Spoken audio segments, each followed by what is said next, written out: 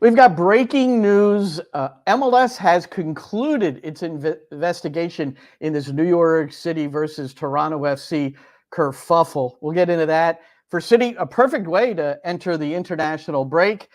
And we've got a Raquinho trading card giveaway. There's going to be a little trivia, too. And there's some World Cup qualifiers involving New York City players. All that coming up. We're live on NYCFC Views.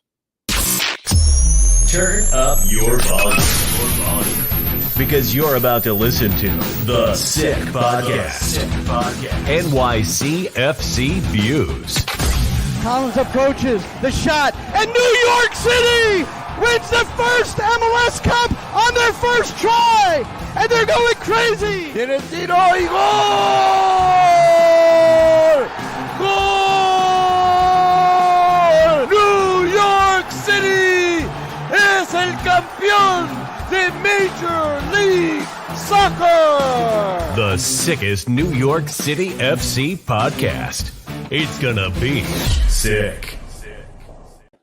All right, it is the Sick Podcast, and this is at Sick Podcast NYCFC. Is that right?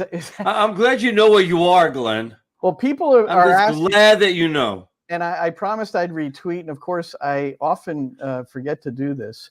So I'll make sure that I do this before we really get into the teeth of this.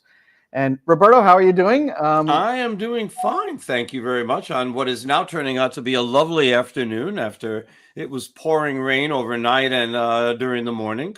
Oh, it's really nice. Yeah, NewJersey.com does a really good job with giving accurate weather forecasts, I think, and they had a massive storm coming in by now south of us, but also it was supposed to gravitate towards us by now, but like talking hail and all that kind of stuff. But anyway, Whoa. Hey, I've retweeted or reposted, so we're good to go. All right, I'm doing it right now. Let's get to this first thing, and that is the MLS statement following review of altercation between New York City Football Club and Toronto FC. This is breaking news. It was just released. And then Roberto will comment afterwards. All right, here, this is the actual release. I'm going to just read it word for word. On March 16th, there was an altercation between players and staff members of New York City and Toronto FC that started on the field, which we saw on Apple TV, and continued into the stadium tunnels, which we didn't see, but apparently there were cameras in there that caught some of this. During the next meeting of the two clubs on May 11th, the teams engaged in an altercation that led to several player and coach suspensions. The league conducted a review of both incidents and determined that players and staff from both teams involved in the altercation exhibited poor judgment and engaged in behavior contradictory to MLS values. While no additional suspensions or fines have been issued, head coaches and executives from both clubs were required to meet with MLS Commissioner Don Garber to discuss league expectations for behavior and conduct. Really? Okay. So you go meet with the commissioner and boys. Yeah, they were brought in front of the principal. Wow. Yeah. In my school, it was the vice principal. Wasn't it the vice principal in your school that dealt out the punishment? I'm sorry, I never had to go through anything like that. I have no idea. Yeah. Well, I went a couple of times, not two. Well, so there it is. Now, I do want to point out that our friends at Hudson River Blue, Oliver Strand, yes, they do a fantastic job, and we discussed this right before we went on because they posted on their Twitter breaking: MLS clears New York City head coach Nick Cushing of assault allegation by Toronto FC head coach John Herdman. Your claim is that by not bringing it up and not having any additional suspensions, that that exonerates Nick Cushing. I would dispute that because so you're saying obviously if he struck a 19-year-old player in the tunnel, then he's going to be suspended and probably sacked by New York City FC. But right. So because it's mentioned, you agree with Hudson River Blue that he's cleared of all charges? Well, he's definitely cleared of all charges because there are no charges announced. They've already said what the fines were. No, there were charges announced.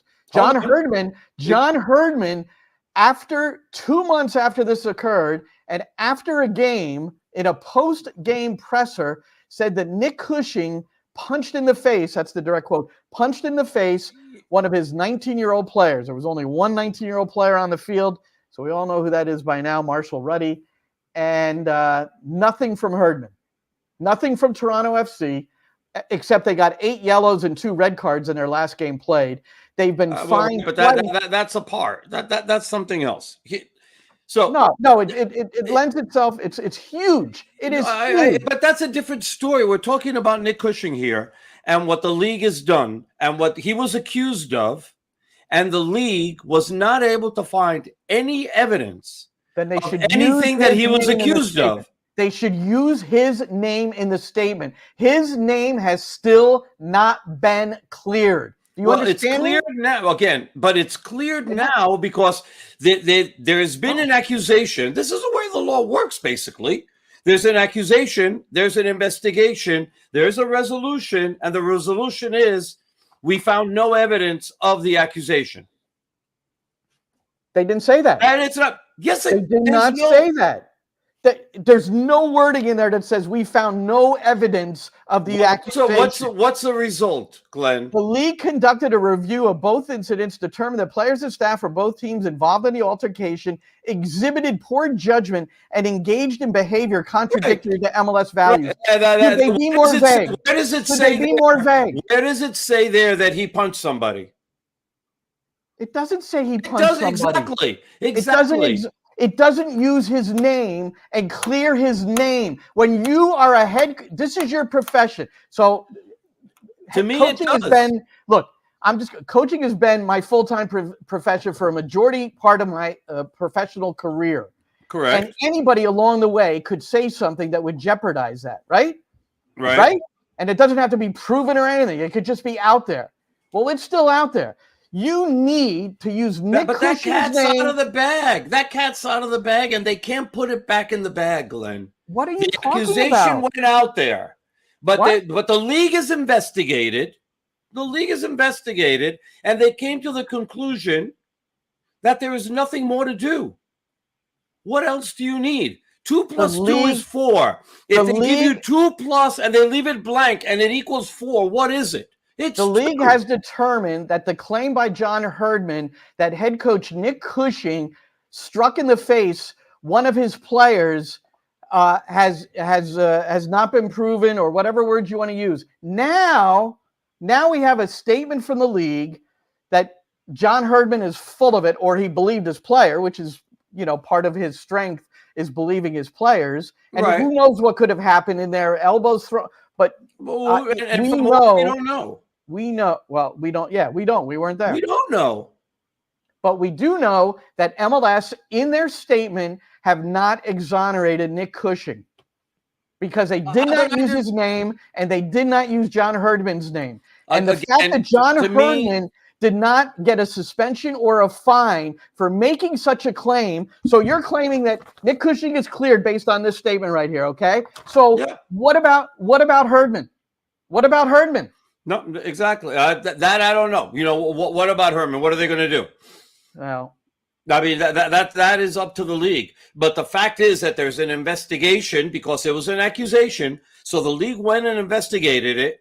And to the best of their ability to investigate that incident, they found no credible evidence that happened. Therefore, there is no punishment, because if there was any evidence whatsoever, the league would have fined him. The league would have probably suspended him. And then, the club, if they had found evidence, right, the club probably would have sacked him, because this is the way those dominoes fall. You can't go and hit a player. You can't do that. And therefore, by the fact that the league made an investigation, and it's a thorough investigation, and they found no credible evidence whatsoever, because they say that there's no evidence and there's no further punishment, what else do you need? I mean, his name. You know that you need the league coming out and saying exactly what I'm just saying and putting that into words. But the fact of the matter is that we're reading between the lines here, but it's very clear between the lines, because if there was a credible Oliver, video, if I there was dispute credible your evidence, headline. it would have I been. dispute it. It's not. Roberto, if you were accused by a fellow Spanish commentator of beating the crap out of him after a game because you didn't like his Nobody would commentary, believe ever that. no, you have to personalize this a little bit more. It's wrong that the names of the two coaches are not included in here. And if that's the way MLS is going to handle it, if that's the way their lawyers told them they needed to handle it, there's probably some law thing going on here. I don't care about the law. I care about character assassination. I care about character assassination, and that a charge like this could alter and end the career of a 39-year-old who's got this team going in a good way. So let's just leave it at that. I don't know what's going to happen next. But the good news is, after today and tomorrow, all of this is going to die down and disappear, and that will be that. Okay? There's nothing else that's going to go forward when it comes to this. I mean, unless Nick Cushing decides that he wants to pursue it, or the team wants to pursue it, and he decides that he wants to take this to court, and sue him for defamation of character. Now that's within his right to be able to do that, to sue him for defamation of character. But we don't know if that if that's going to happen. I'm so pissed off for Nick, and I'm sure Nick is pissed off, and I'm sure he is too. And yes, I would have liked for the league to have been a little bit more forward with that and fully cleared his name that way, as opposed to insinuating that his name is cleared. But I think it's clear. But to me, I think that let's not rehash it. I apologize for if I contributed to the rehashing. But let's leave it for now, and look forward to the next time these two play. This statement is that's going to be fun. This statement is not adequate. I'll just put it that way. I had a lot of other words I could use. This statement is not adequate. I know, Glenn, but it's lawyer speak, and this is what they do. It's like when players have these apologies, and if I offended anybody, of course you offended somebody. I know. That's why you're apologizing, because you offended people by saying whatever. This is the way this works, sadly. Lawyers get in and they don't want anything to get worse. Here's where I will regain my respect for John Herdman in Toronto. If there's some sort of apology that comes out of that camp, it won't happen probably. But, and I guess Herdman's probably happy he's not coaching the men's national team. Jesse Marsch with his debut today, Roberto, and he got hammered 4-0 on the road against the Netherlands. It's a friendly.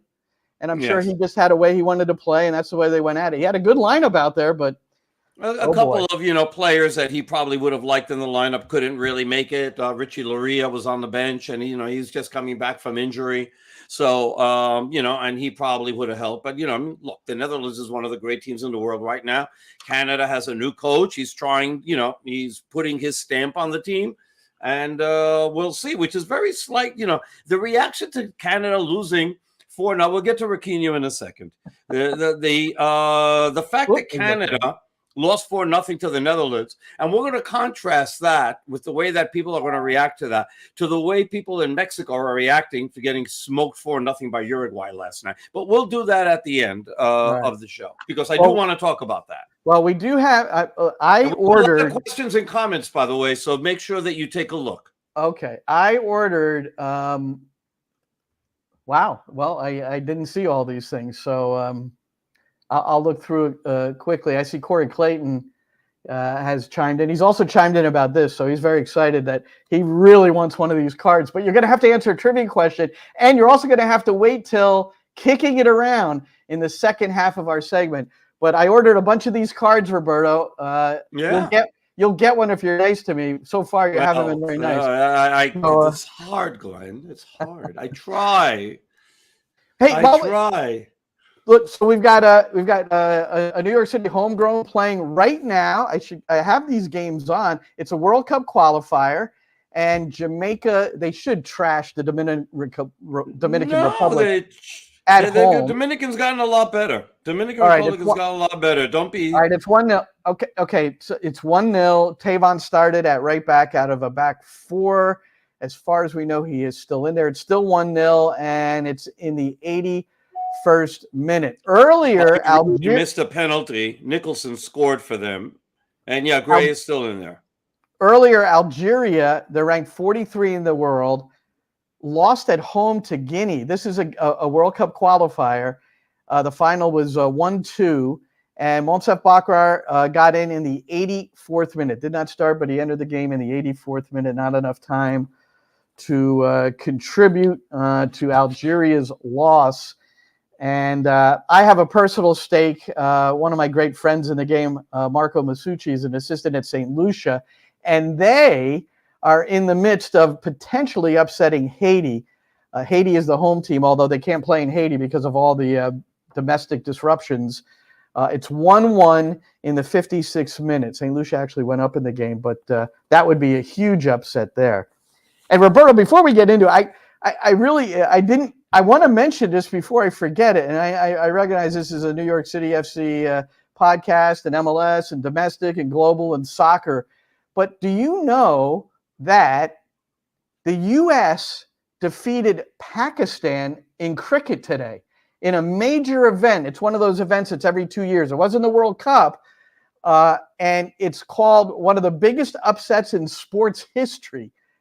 The U.S., because Pakistan is like they're Pakistan, West Indies, the Windies, England, Australia, they're all wonderful cricket nations. This is like Angola beating the U.S. in basketball or something. It's really, that's probably a little too severe, but So again, about Raquinho, we're going to ask a trivia question right after Kicking It Around, and then I'll tell you how you can win. And I think I have it all figured out. I'm not glad sure. that I'm just smiling again, Glenn. I'm happy to see that. Oh, hey, when somebody, you just can't do what John Herdman did. That's all I can tell you. No, I agree. I agree with that. It's an absolute. The thing that was terrible was that they both spoke before the game, and they had like a normal, natural conversation for about 3 or 4 minutes. Nothing was ever brought up or anything. Yeah. And then he comes out after the game and he does that. It's like, what the hell?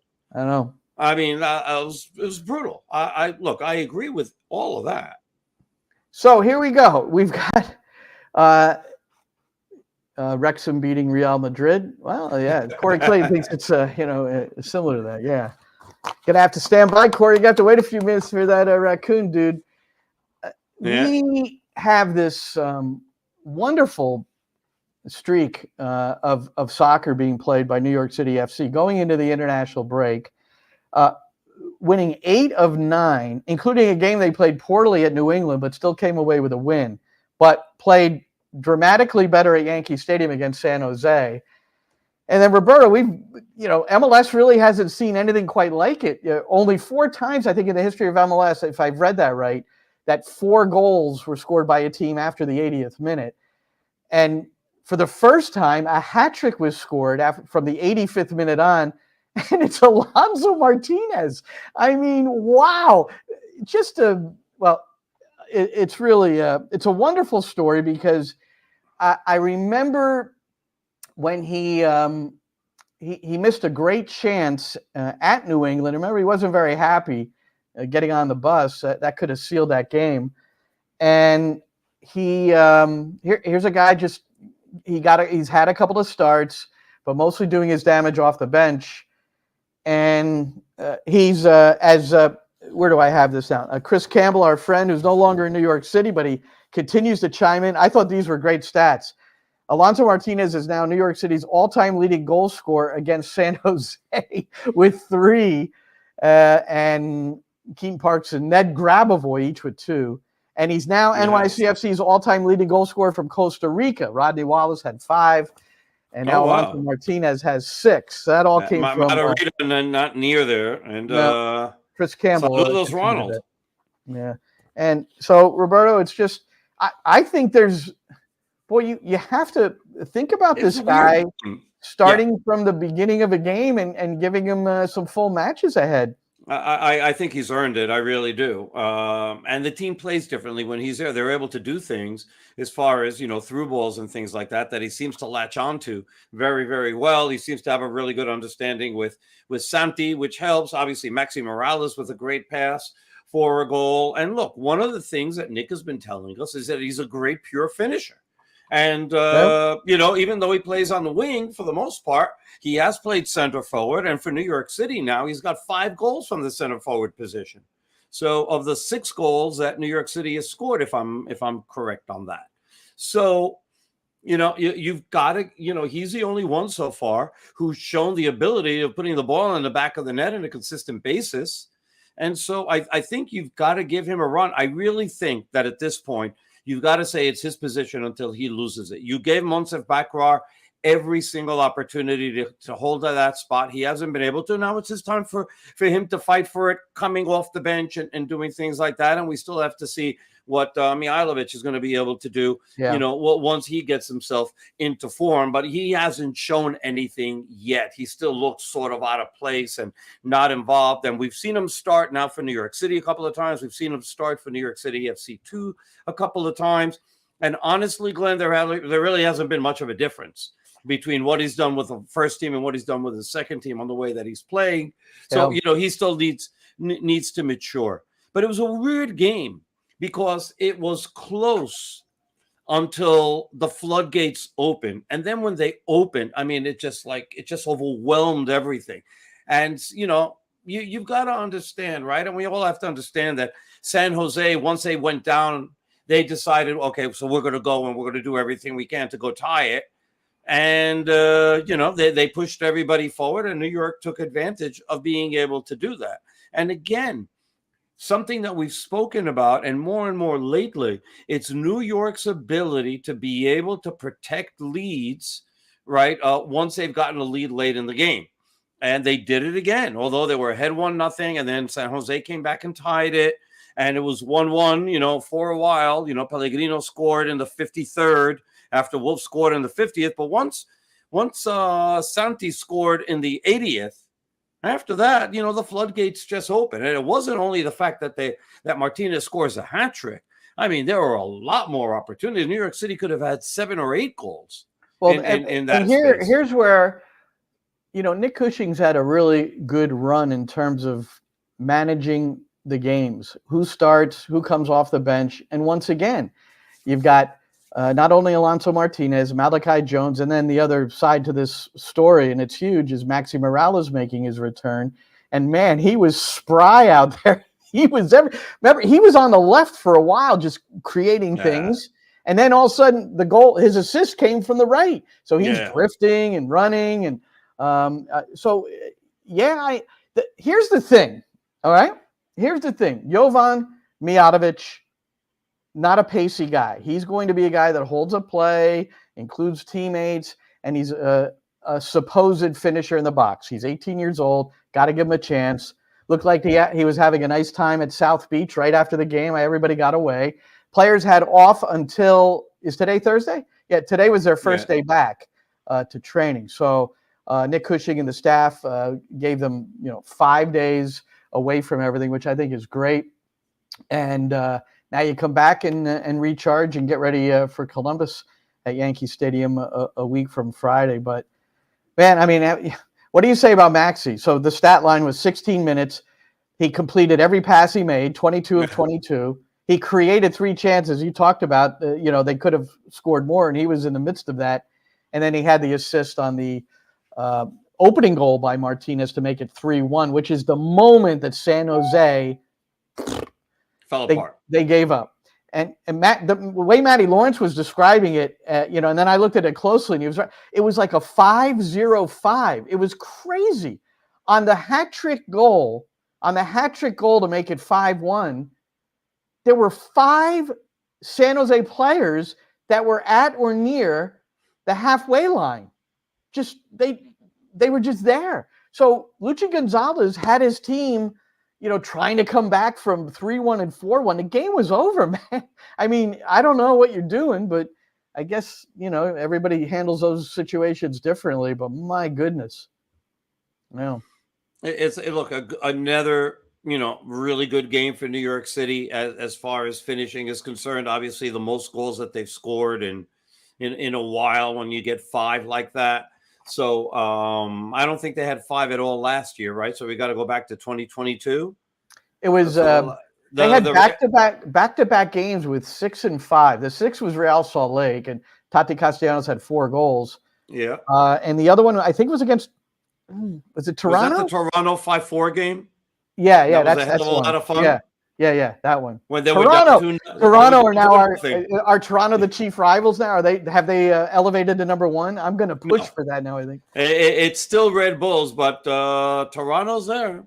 Yeah, Toronto is definitely there. So 5 in a row for just the second time in club history. So when third time. No, regular season. Let's just say regular season. Yeah, let's just say regular season. Second time regular season, but now let's clear up why there's a little bit of not a confusion, but why we have 2 different stats.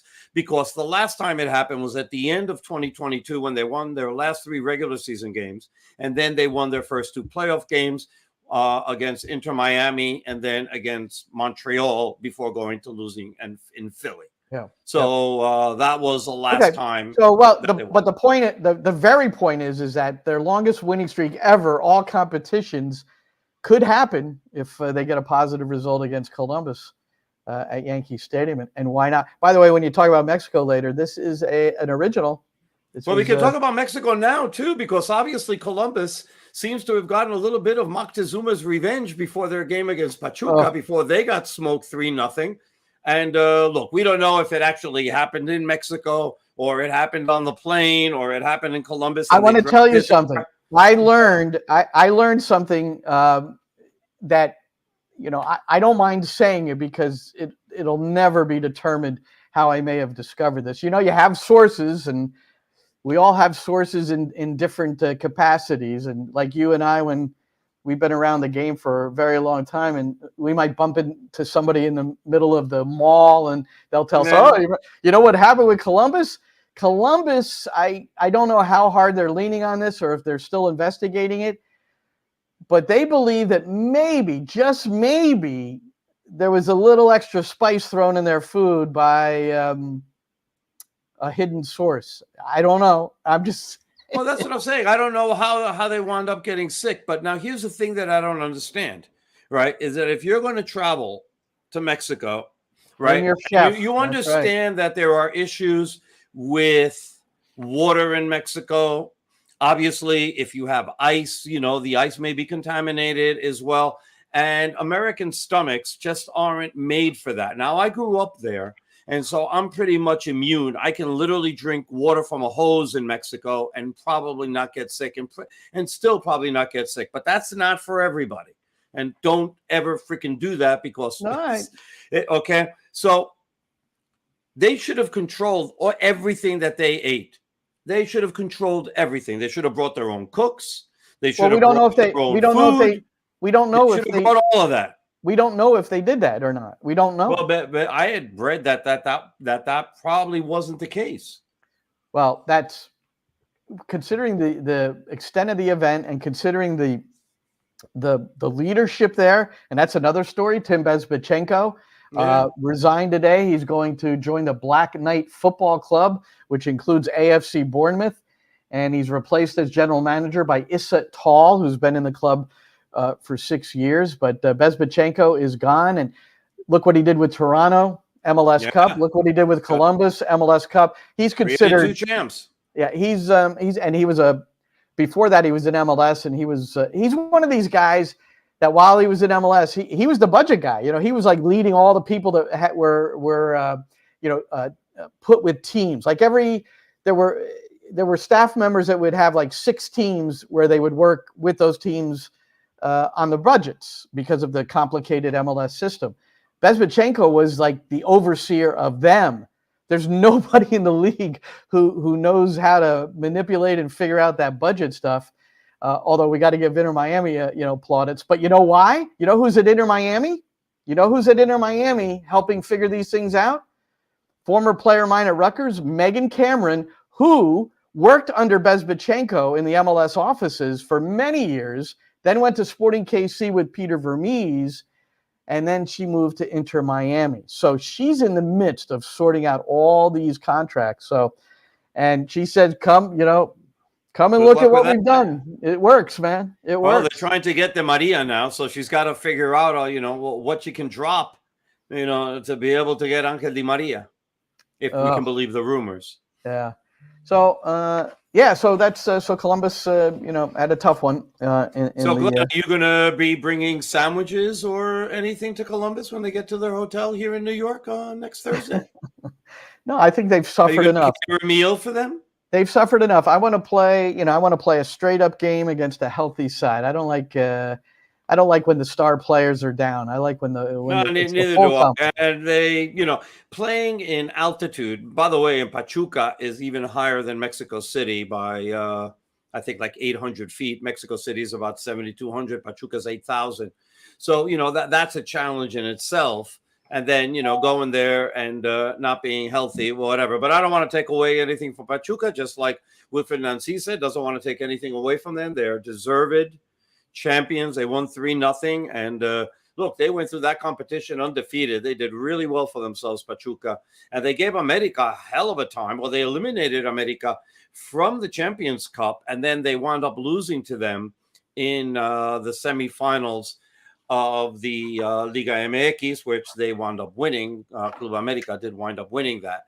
But, they proved very well, and they rebounded from having a tough season the year before, and they came around and did very well. And it's the 6th title for them from CONCACAF. So congratulations, Tuzos. Congratulations. There's other big MLS news, and involves Mexico again. Chucky Lozano announced today as the first designated player for San Diego FC. Chucky. Huh? Yes, El Chucky. Chucky? They don't call him Chucky. They call him El Chucky. Well, I like Chucky. We Americans call him Chucky. Chucky Lozano, he's got his own little song and everything. It's very nice. Interesting. I just did an interview for SiriusXM FC with a guy named Joaquin Escoto, who is an executive vice president for San Diego FC, but he's in charge of the Right to Dream Academy, which is going to help the underserved areas and discover players and pay for their education and their soccer. That's their academy. They're going to have a private school with the soccer. It's really an unbelievable setup. But I said to him, I said, like, Tijuana is like 25 miles away. I would imagine you're going to have some Mexicans in that academy. And he goes, absolutely.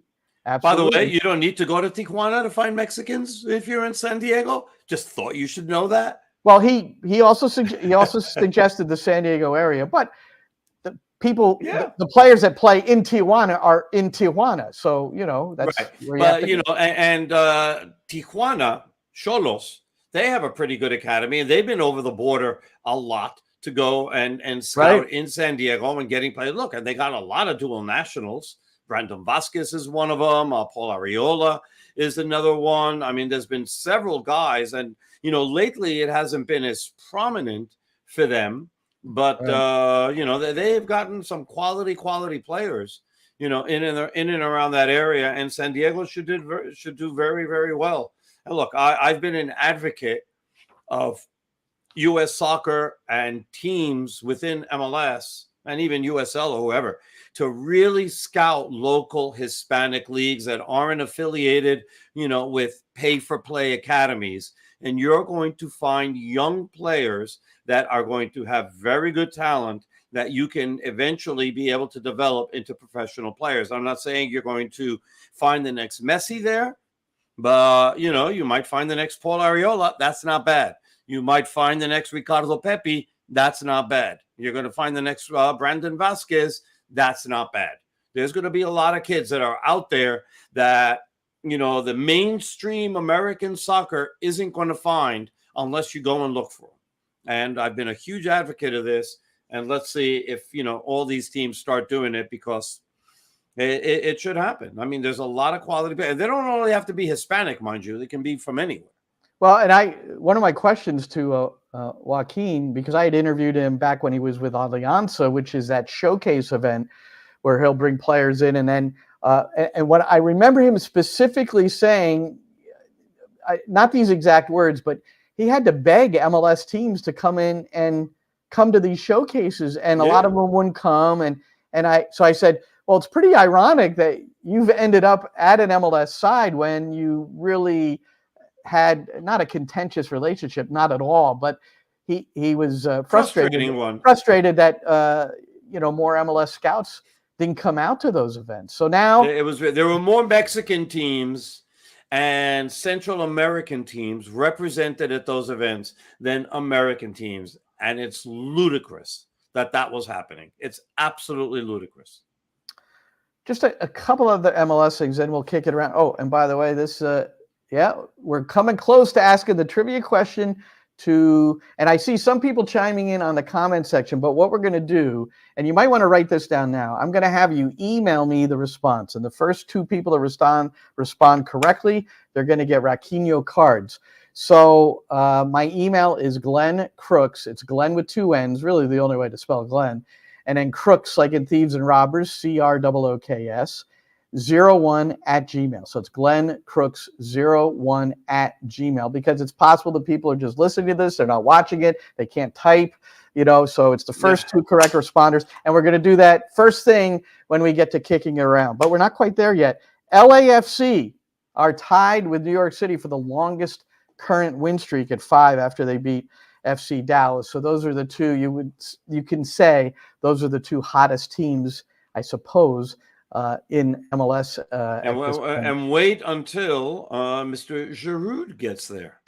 Well, and look who's going to help him acclimate. It's another guy that speaks French, good old Maxime Chenot. Yes. And, Chenot's been starting lately. He was in the team of the week. I mean, geez. He's kind of an MLS rebirth for Maxime Chenot.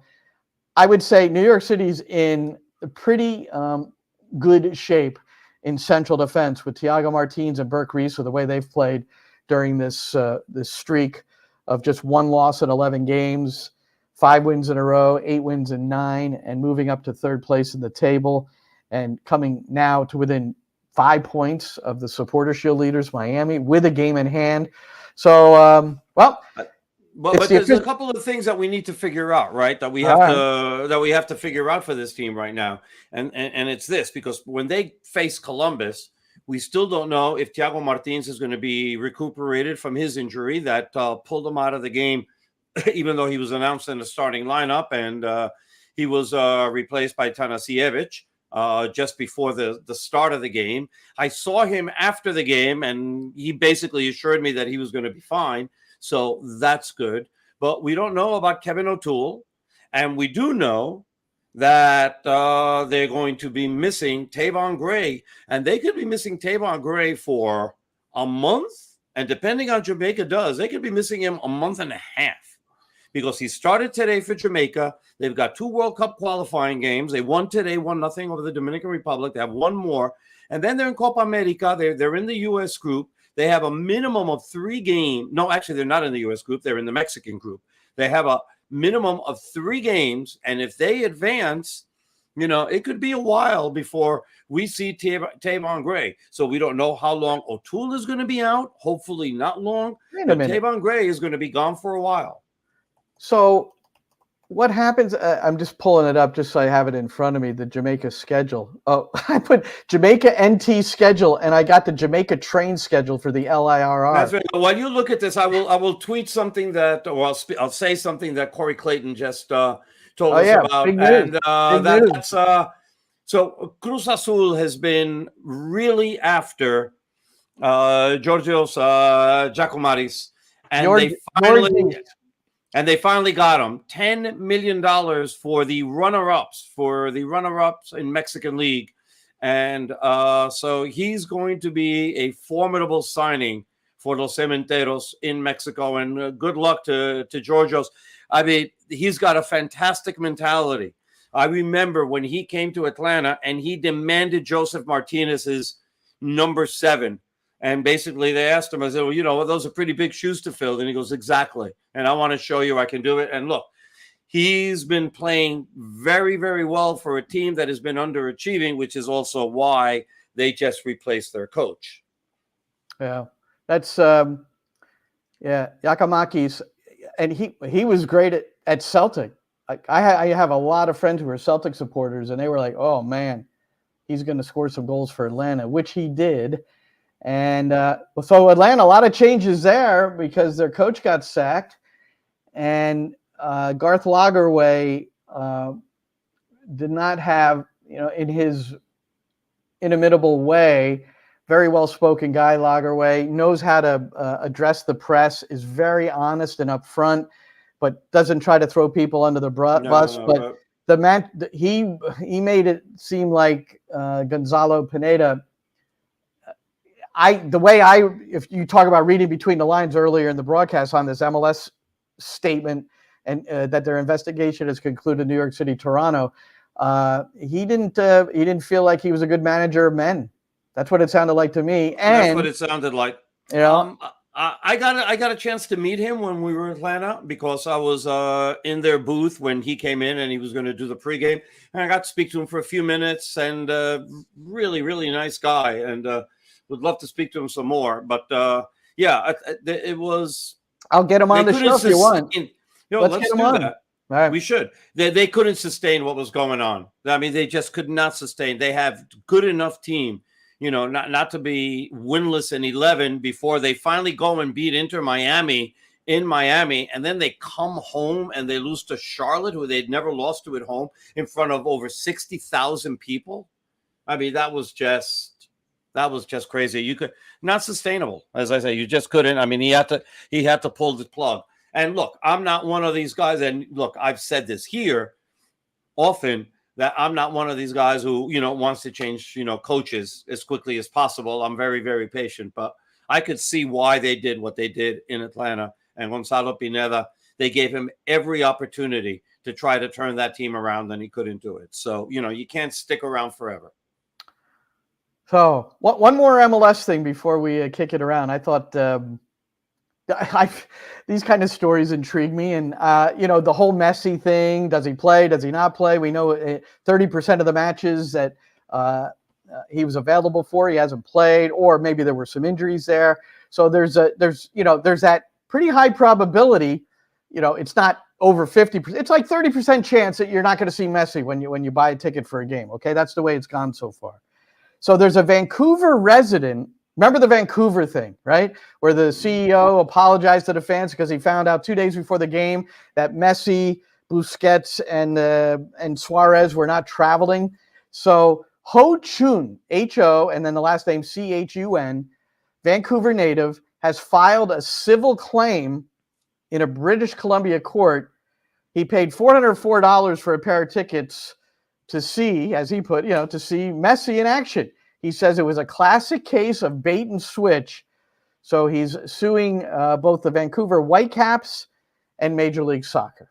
He has no shot. He's a suit he's not going to win, but he has no shot because there's no guarantee that any players. Look, even when you buy a ticket to Broadway, you want to go see Hamilton when it first came out. The first thing I thought of. You're buying a ticket to see it, but if Lin-Manuel, was sick that day.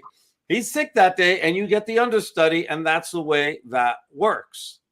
The one I was thinking of is Bette Midler in what was she? My wife and I went to see where Faye Dunaway years ago starred in it. Oh my gosh, I can't remember. Barbara Streisand. Anyway, I just imagine Bette Midler tonight. We're getting some 21-year-old. In some of those cases, by the way, they'll either offer you a refund or to be able to come back. I mean, they'll do something. They're not obligated to, but they don't want any of the bad press. Well, that's good business. That's good business. Vancouver could do something, although we saw one of their journalists put out something that MLS policy prevents any sort of a refund, no matter what. Right, they don't have to do a refund, but that doesn't mean that they can't offer discounts for their season ticket package for next year. Right. Send them a baseball cap. Whatever it is. They come on out to practice. And they opted to do nothing because, look, the Chicago Fire ran into the same problem last year.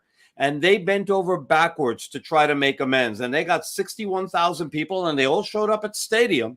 They all went. They weren't happy that there was no Messi.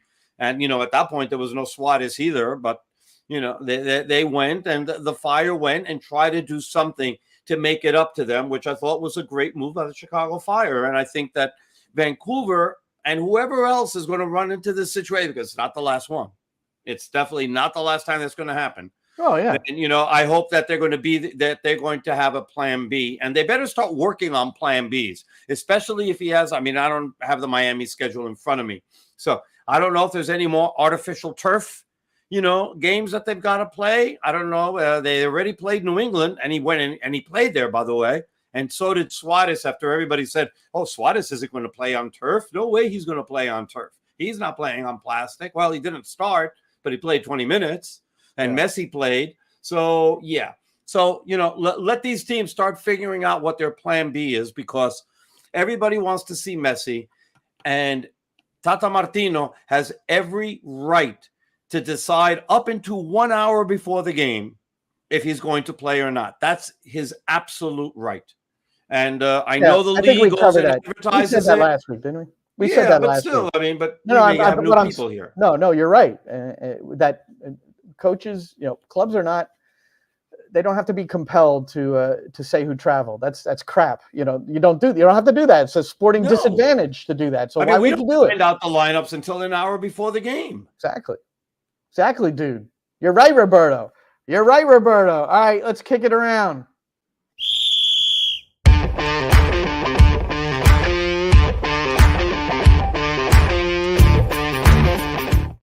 So I don't know if we should just briefly retell the story. So what is with this Raquinho stuff? Go. And, we were doing a broadcast of a game, New York City at Philadelphia Subaru Park. So Philadelphia is the key word here.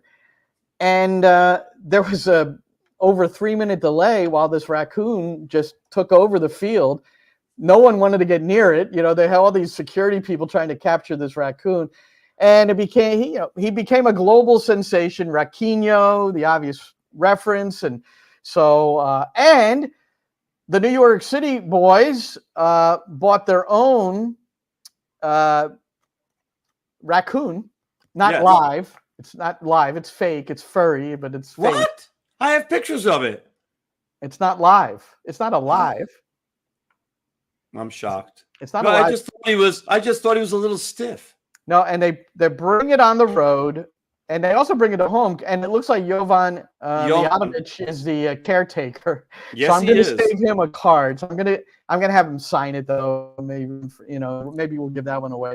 We can't put pictures up today, but next time I have pictures that I took at the hotel in New England and also on the plane of Raquinho. Awesome. I've got exclusive pictures of Raquinho. All right, so this is the play. It's a top. I haven't lost either. It's a Topps playing card, so it's the real thing. I've got a bunch of them, so I'm going to give out two. One to the first two correct responders to this. That is my email. Thank you very much, Sammy, for slapping that up there. You have to email me with the correct response, and the first two correct responders will win. So they're sending this. They're sending the responses to your email. Yes. So it's not on the comment section here to our right. That's correct. That's why I just want to be clear. That's why this is on the screen. Yes, we've worked very hard to spend a lot of money in getting this graphic up. All right, and again, there might be people listening and not watching, so it's GlennCrooks01@gmail.com. 2 N's in Glenn. Crooks like in thieves, robbers, and those who purloin. And it's GlennCrooks01@gmail.com. All right. So here's a question. Nice. And so since it was in Philadelphia, I wanted to stick with the Philadelphia theme. The very first game played between New York City and Philadelphia was April the 11th, 2015 at PPL Park, which is now Subaru Park in Chester, Pennsylvania. Philadelphia won the match 2-1. David Villa scored the lone New York City goal. His coach, Jason Kreis, played twin strikers in this game. Who was Villa's mate up top for the boys in blue?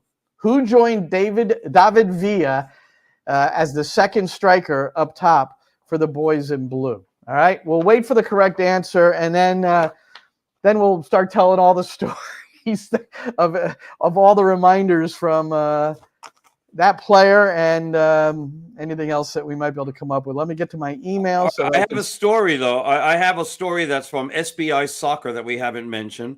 It seems that our old friend Richie Ledesma, who went back to PSV, actually played in a game or two, I believe, down the stretch after everything was clinched, is on the radar of several clubs, including LAFC, Portland, and Real Salt Lake.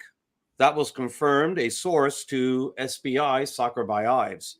Winner, So, we had winners, Roberto, just so you know. But go ahead, already? finish that up. Wow. We have winners. Go ahead, finish that up. That was good. No, that was it. So Richard Ledesma may be able to continue driving his lovely blue Corvette somewhere in the West, as it's parked now in Arizona. Steve, Peter, and Corey Clayton. I mean, he's worked at it, so he deserves it. But they will each get a Raquinho Topps trading card. They correctly answered the question, who was Villa's mate up top in the twin striker formation against Philadelphia in the very first match that these two teams played? Adam Nemec. Oh, the Slovakian. Wow. No goals in 9 appearances for New York City. The next team he went and played for, no goals in 10 games. He was very consistent. But he scored 36 in 36 games with the national team. He had 12 goals and 5 assists, right? And then he went to Romania and played for 6 seasons. He's still at 37. He's still playing in Romania, and he had a pretty good goal scoring record there. So he knows how to find the back of the net, just not in MLS and not with New York City. Yeah. You know? Sometimes it's a matter of styles. It's a matter of teammates. It's a matter, there's a lot of things that go into it. And with some team or some coach who may not succeed and something changes and then everything falls into place. So happy for Adam Nemec. So that's congratulations to good old Steve Peter and Corey Clayton. And we'll do it again. I have well, you're welcome. Yes. The stuffed Raquinho that comes to you've got one too? Oh my goodness. They're everywhere. How about I have live ones outside my building every so often. We have skunks too. Welcome to Manhattan. Did you see, I think you saw this, the very next game, it was at Citi Field after this Philadelphia Raquinho game. There was a raccoon in the stadium. People got videos of this, including one that was sent to Nick Cushing, and he shared it with me. And it was this guy but he had, he said, I don't know how he got it to Nick. I don't know who it was, but it was like, whoa, there was a raccoon in Citi Field the next game. There's all kinds of signs, man, with this raccoon. And look, New York City's playing well. And they took it to New England, and despite the fact they didn't play well, they still got the win. There's something going on, man. There's something going on. Maybe the pigeon moniker will start deflating, and the team will become the Raccoons as they continue to steal wins as they go along. 8 out of their last 9. Very good. Maybe that new supporter section area. Remember they were asking supporters what the name of that area should be? Yeah. It might have to change their thinking, with this coop, the coop and the stoop and the let's have it as the raccoon den. How about that, man? Yes, there you go. All right. Something like that. All right, what else do we have here? There was U.S. women's national team. Now I'm excited, and here's why. This almost sounds unfair, but a 16-year-old and the way she played in her debut is what is exciting me. Her name is Lily Yohannes.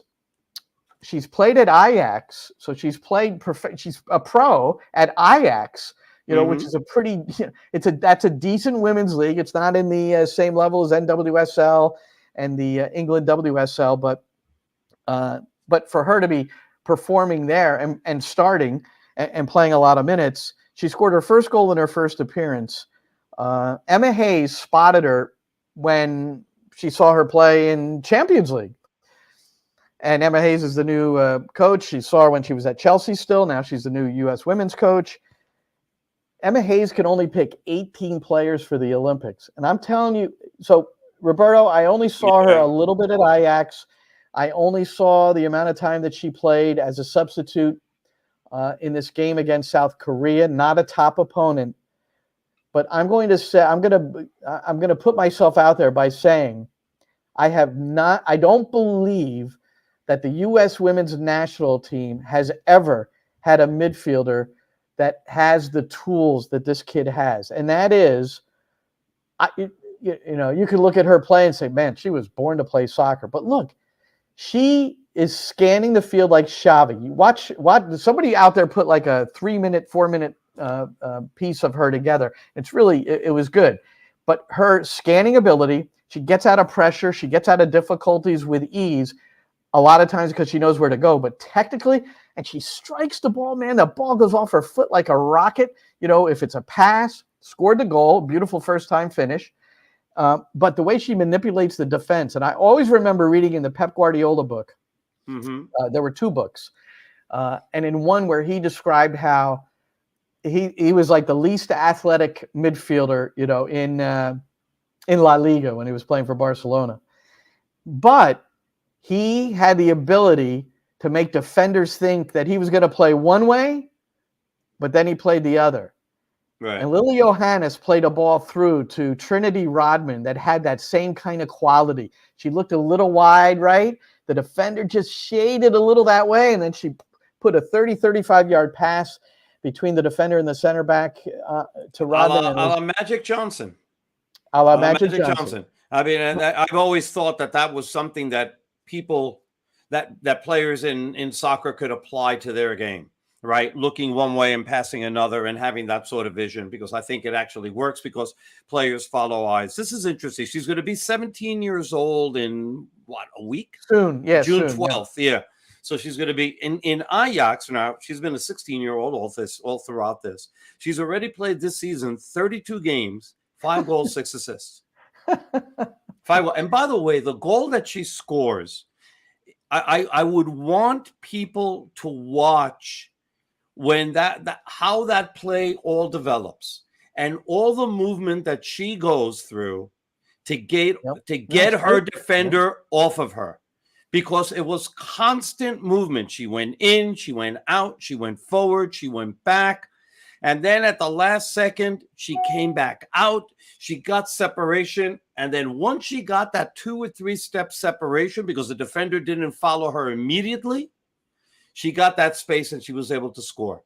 I mean, it was just like she wasn't going to give up getting that separation. And she made a senior defender give up before she did. And I thought that was freaking outstanding. Smartest player on the field. Imagine that. With obviously some mighty good players on the U.S. women's side. So here's what I say about Emma Hayes' decision to bring 18 players to the Olympics. You got to win the gold, man. You got to go for the gold. And are you going to not bring her because she's 16 years old? Not a chance. Emma Hayes, my prediction is that there will be an elder who is left home because of what this 16-year-old did in, a half hour? And again, it's a really small package of watching her, but wow. So maybe I'm overstating it, Roberto. I might be. In fact, I've written some friends who I respect greatly in the game, and all of them said to a T, I don't think you're overstating it, but we still need to see more. So I can't disagree with that. But man alive, but exciting. She put it, I mean, she really opened up a lot of eyes, so a lot of people didn't know she existed. But Emma Hayes obviously knows she exists. Yep. And if she takes her, I get it. If she doesn't, maybe I'm a little bit disappointed, but I get it too. This is a good team that now seems to be well coached, and I think that was the ingredient that has been missing from this team from the last few years. That I think the coaching has been deficient. And now Emma Hayes, hopefully is the answer to getting the team back up to the level where they're used to being, which is top of the world. And the Olympics is, just as important as the World Cup for the women. Maybe not so much as the men, for sure. But for the women, the Olympics are just as good and just as important as the World Cup, because they get, at least in the United States, they get just as many eyes as they do for the World Cup, maybe even more. And for players, it's an important medal to get. No, but it's an important medal. But for players, it's an important event. Carly Lloyd, game-winning goal in 2008, 2012 in the gold medal games, both, and that propelled her to, the next steps in her national team career. A couple of other things, Roberto. First of all, the Celtics open up the NBA Finals tonight at home against Dallas. And Pep Guardiola was at their training yesterday. Now, Pep Guardiola is the manager of Man City, another title. He's now in his off season. And so for people that saw this social media clip of him on the court, I think it was either before the training started or during the practice, and he's there with Coach Joe Mazzulla, who has done a spectacular job with the Celtics. And the reason why Pep was there is because Mazzulla, and I think I've told you this before, I'm really, really trying to get this guy on my coaching show on SiriusXM FC because he went and spent a week with Pep Guardiola at Manchester City to see how he ran his program. Yeah, and so there's a story today in the New York Times. I think it's from today. No, it's not, from 226. Okay, because a friend of mine, Scott, just sent it to a little group that we have. But it's a story from February 26, 2024 in the New York Times /Athletic about how Pep Guardiola have shaped Joe Mazzulla's system with the Celtics. So there's an article that you guys can read. Celtics and Mavs start tonight, and go Mavs. All right, finally, I'm signing up for the next space mission, Roberto. You know why? Read this. Let's see if I can get this. Astronauts grow taller in space. So I'm on my way. If you read through the whole thing, though, the unfortunate thing is you grow taller in space, but then when you come back down, you go right back down to your whatever your size was to your left. But that doesn't help. But meanwhile, Eddie surpassed 6 feet, and he's officially calling me a midget now. Well, he should be. He should be. And congratulations to Eddie. Formally, we'll give him the public pat on the back and congrats as he will take his next steps to Marist College. Lovely. That's yes. Lovely Marist. Holy crap, is that a beautiful campus over there. Yeah. That'll be a nice the Red Foxes. The Red Foxes. All right. So we're very happy. Marist is great. 90 minutes away, by car. He can take Metro North down. He's far away enough and close enough. So it's that's a good combo, perfect. Dude. That's a good combo. That's a good combo. All right, Roberto. Miss him here. I'll tell you that.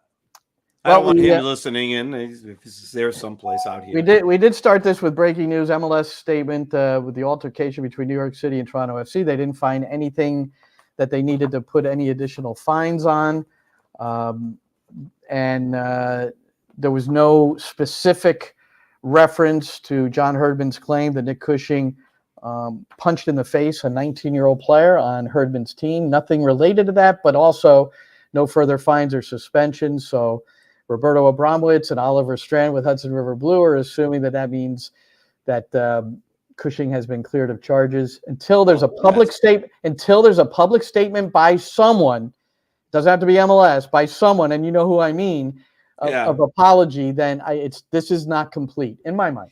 I fully get it, but based on the decision by the league after further investigation, there is no credible evidence that anything like that happened. They were not able to find it, so therefore he's cleared without a specific reference to the incident in the incomplete statement by Major League Soccer. That's just my opinion. I would say, Glenn, I appreciate you. You know I love you like a brother. Please. Don't hold your breath waiting for John Herdman or Toronto FC. I'm not going to hold my breath. Hey, I'm sorry. I can't wait for the playoff game. That's all I know. I can't wait for the playoff game. When they meet next season, when he comes up to him like absolutely nothing, you go, hey, how's it going? Oh, hey, you're really well. No. Hey, look, let's have some small talk. Have you been to this restaurant in Toronto? They're both that sort of stuff. Both passionate guys. I don't think Nick's going to reach out to him and Nick is. No. He's got good relationships with the coaches in this league. I've seen them interact. I've talked to other coaches about Nick, and if Herdman would, maybe he does it personally. If he says something, it doesn't actually. Honestly, I'll say this: it doesn't have to be public. So I'll take that back. If he calls Nick Cushing up on the phone and said, Nick, bad timing on it. I'm sorry. I just trusted my player. I want to always have my players' backs. I'm really sorry how it came out. And then they just do one-on-one privately. That's fine. That's perfect. That's even better. Yeah. So, that's even better because he owes him an apology. There's no credible evidence that what he accused Nick of happened. Public is better, but that's also good. That would be good too. All right, enough of that. We're gonna leave it behind as New York City looks to become the first New York City team to win 6 in a row. But we'll meet before that. They'll be training next week, and we'll do another NYCFC views. And New York City fans, have your fingers crossed for the health of. Let's see who they're missing. Martin and Kevin O'Toole. Because if not, that's going to be a fun lineup with Tavon Gray gone. So why is Tavon Gray? So Tavon Gray, they play June 9th, and then they don't play again until June 22nd. So they're just staying in camp. He can't come back and play. I doubt that he's coming back. I mean, unless New York City begs him to come back or something, for a week to play a game. I mean, he might do that, but I don't think Jamaica has any reason or any obligation to send him back. That's 2 weeks. Not that they won't, I know he's going to be training with Jamaica, et cetera, but that's 2 weeks, man. And we're talking about a game on June the 14th, which would still give him 7 days of training to prepare for Mexico. I don't know. I wonder if there's any kind of agreement here. I know you said his father said he's gone, right? Isn't that what you said? Okay. So that's probably right. I'm just saying. I mean, he might know. I'm sure he would know. But you also don't know if New York City behind the scenes is trying to get him back. You don't know that. Well, that is a fact. I mean, especially depending on the seriousness of O'Toole's injury. And then, I mean, I don't know what's happening with Kevin McFarland. I guess he's coming back. So, maybe they slot him in. So, I don't think he's ready. Well, I don't think he's ready, but he's going to have to be, Yeah, we didn't think O'Toole was ready, and then he played against Atlas, and he never left the lineup after that. At least that year. There have been some. By the way, Malde Amundsen started that game against. Which game was I looking at? Against Philadelphia in the Eastern Conference Final that New York City won to get to the MLS Cup. But it was that was another trivia question I was pondering. And I was very surprised that he didn't start for Columbus against Pachuca, because I think that he would have been a player that would have helped. But who knows if his stomach was in worse shape than anybody else's. Well, that's you don't know how everything was. I don't know if they've got Charmin in Mexico. I've got to check that out. I don't think so. Okay. All right, man. So we got nothing this weekend as far as the broadcast. So everybody can just stand by. We'll do this again soon. So for Roberto Abramowitz, I'm Glenn Crooks. Thanks to Sammy, our producer. Another live edition, unless you're watching this on Friday. We were live either way. Yeah. Okay. NYCFC Views. See ya. And that's a wrap. Hope you don't miss us too much until next time. Follow the Sick Podcast NYCFC Views on YouTube, Instagram, Facebook, Google Play, and Apple Podcasts.